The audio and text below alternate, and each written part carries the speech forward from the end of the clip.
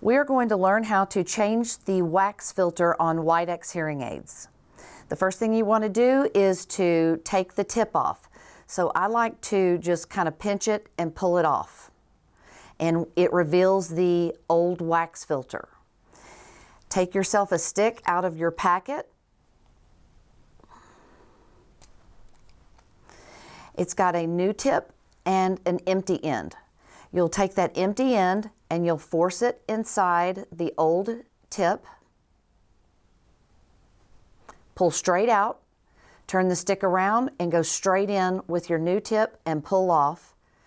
And there you've got a new wax filter. And you're going to then put your dome back on by pushing this into the hole underneath the dome. Just like that.